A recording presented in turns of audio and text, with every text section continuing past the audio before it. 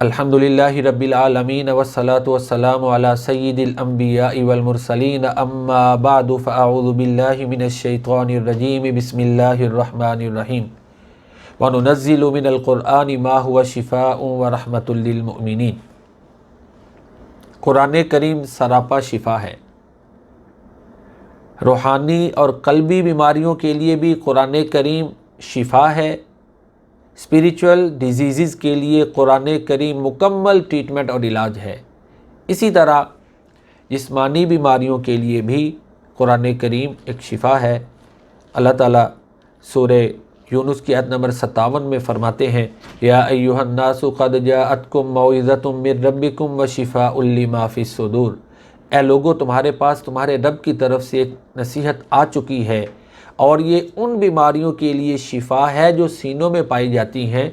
دل کی بیماریاں جیسے شرک ہے، نفاق ہے، ریاکاری ہے، دنیا کی طمع کا حد سے بڑھ جانا ہے وغیرہ، یہ دل کی جو بیماریاں ہیں ان کا علاج قرآن کریم سے ہوتا ہے۔ دل کا زنگ قرآن کریم اتارتا ہے۔ جس طرح دل کی بیماریاں قرآن کریم سے دور ہوتی ہیں، اسی طرح بدن کی بیماریاں بھی قرآن کریم سے دور ہوتی ہیں۔ سورہ فصلت کی آیت نمبر 44 میں اللہ تعالیٰ فرماتے ہیں قُلْ هُوَ لِلَّذِينَ آمَنُوا هُدًى وَشِفَاء، کہہ دو یہ قرآن ایمان والوں کے لیے سرچشمہ ہدایت اور شفا ہے۔ یہ قرآن کریم شفا ہے۔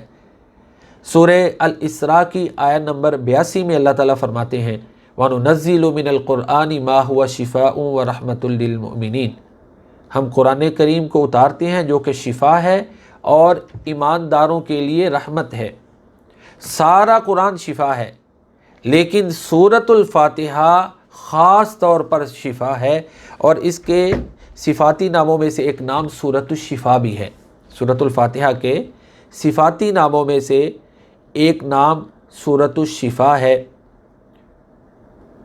مسند الدارمی میں ایک روایت ہے، عبد الملک بن عمیر، یہ تابعی ہیں، مرسل روایت ہے، اور حسین سلیم اسد الدرانی کہتے ہیں کہ اس کی سند صحیح ہے۔ ہاں مرسل ہے، مرسل سند ہے لیکن صحیح ہے۔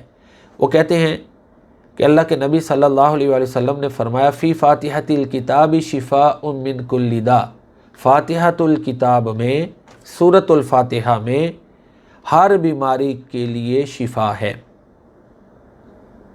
اس ضمن میں جو بات قابل غور ہے وہ یہ ہے کہ پیارے نبی کریم صلی اللہ علیہ وآلہ وسلم کے دور میں، جس طرح کہ امام بخاری رحمہ اللہ تعالیٰ نے اس حدیث کو نقل کیا ہے کہ ایک قبیلے کے سردار کو سانپ یا بچھو نے ڈس لیا تھا، تو صحابی نے جا کے، ہمارے دوسرے کلپ میں سارا تفصیل کے ساتھ واقعہ موجود ہے، صحابی نے جا کے اس کو دم کیا تھا، پھر اللہ تعالیٰ نے اس کو شفا دے دی۔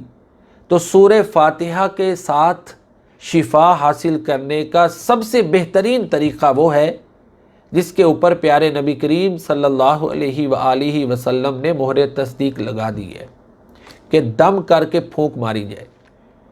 پھوہار بھی اگر شامل ہو تو ٹھیک ہے، دم کر کے مریض کے اوپر پھونک ماری جائے، یہ سب سے بہتر طریقہ ہے۔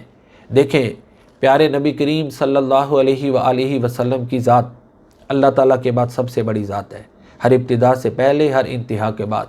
ذات نبی بلند ہے ذات خدا کے بعد۔ آپ کا دور سب سے بہتر دور ہے۔ پیارے نبی کریم صلی اللہ علیہ وآلہ وسلم کا گھرانہ سب سے بہتر گھرانہ ہے۔ پیارے نبی کریم صلی اللہ علیہ وآلہ وسلم کے صحابہ سارے نبیوں کے صحابہ سے اور متبعین سے بہتر ہیں۔ پیارے نبی کریم صلی اللہ علیہ وآلہ وسلم کی امت ساری امتوں سے بہتر ہے، اور پیارے نبی کریم صلی اللہ علیہ وسلم کا طریقہ علاج سب طریقہ علاج سے بہتر ہے۔ تو لہٰذا وہ طریقہ جس کو پیارے نبی کریم صلی اللہ علیہ وسلم نے ویریفائی کیا ہے، افرم کیا ہے، اسی کو ہی اپنانا چاہیے۔ یہاں پر ایک بات نوٹ فرما لیں، کچھ لوگ نکسیر کے حوالے سے یہ کہتے ہیں کہ اگر نکسیر کسی طرح بھی بند نہ ہو تو پھر اس طرح کریں، خون کے ساتھ یا معاذ اللہ کسی حلال جانور کے پیشاب کے ساتھ سورہ فاتحہ کو لکھیں اور پیشانی پہ لکھ دیں، مریض کی پیشانی پہ لکھ دیں، تو یہ طریقہ مناسب نہیں ہے۔ سورہ فاتحہ کے ساتھ شفا حاصل کرنے کے لیے۔ اگر یہ کسی بڑے امام کی رائے ہے تو یہ ان کی اپنی رائے ہے، قرآن اور سنت میں یہ طریقہ ثابت نہیں، صحابہ کرام نے یہ طریقہ نہیں اپنایا، اہل بیت نے یہ طریقہ علاج نہیں اپنایا، اسی طرح تابعین نے اس طریقے کو نہیں اپنایا۔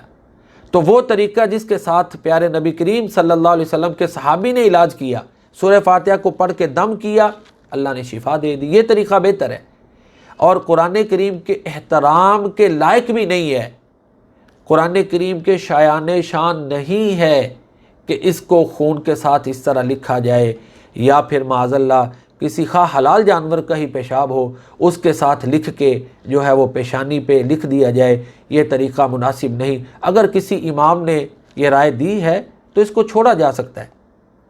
حضرت عمر فاروق رضی اللہ تعالیٰ عنہ وہ ہستی ہیں جن کے بارے میں حدیث میں آتا ہے کہ ملہم ہیں۔ ایک محفل میں انہوں نے اعلان کیا کہ شادی کے معاملے میں حق مہر کی رقم زیادہ نہ مقرر کی جائے، مقصد یہ تھا کہ شادی کا معاملہ مشکل ہوتا جا رہا تھا۔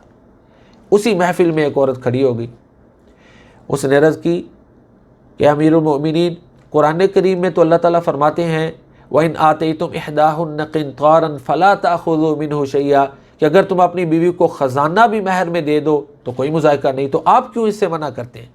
حضرت عمر فاروق رضی اللہ تعالیٰ عنہ نے اسی وقت اپنی رائے کو واپس لے لیا۔ تو جس بزرگ کی یہ رائے سورہ فاتحہ کے حوالے سے ہے، اس کی رائے اسی تک محدود رکھیں، اور ان کا یہ اجتہاد ہے، ان کے معاملے اللہ کے پاس ہیں، اگر اجتہاد میں غلطی بھی ہو تو 1 گنا ثواب ملتا ہے۔ ہم پابند ہیں، قرآن و سنت کی طرف جائیں۔ تو جیسا کہ میں نے عرض کیا، طریقہ ہائے علاج میں سے سب سے بہترین طریقہ وہ ہے جس کو پیارے نبی کریم صلی اللہ علیہ وسلم نے خود کیا ہے یا ویریفائی کیا ہے، لیکن بڑے افسوس کی بات ہے کہ اس چیز کے بارے میں بھی بڑے تحفظات ہیں۔ اس لیے اقبال نے کہا تھا، ہے کس کی یہ جرت کے مسلمان کو ٹوکے، حریت افکار کی نعمت ہے خدا داد، چاہے تو کرے کعبہ کو آتش کدائے پارس، چاہے تو کرے اس میں فرنگی صنم آباد، قرآن کو بازیچہ تعویل بنا کر چاہے تو خود ایک تازہ شریعت کرے ایجاد، ہے مملکت ہند میں ایک طرفہ تماشا، اسلام ہے محبوس مسلمان ہے آزاد۔ سورۃ الفاتحہ سورۃ الشفا ہے، ہر بیماری کا علاج سورۃ الفاتحہ کے ساتھ کیا جا سکتا ہے، یہ سورۃ الفاتحہ کی برکات میں سے ہے۔ اللہ تعالی ہمیں قرآن مجید کو پڑھنے، سمجھنے، اس پر عمل کرنے اور اس سے برکات حاصل کرنے کی توفیق عطا فرمائے۔ وما علینا الا البلاغ المبین۔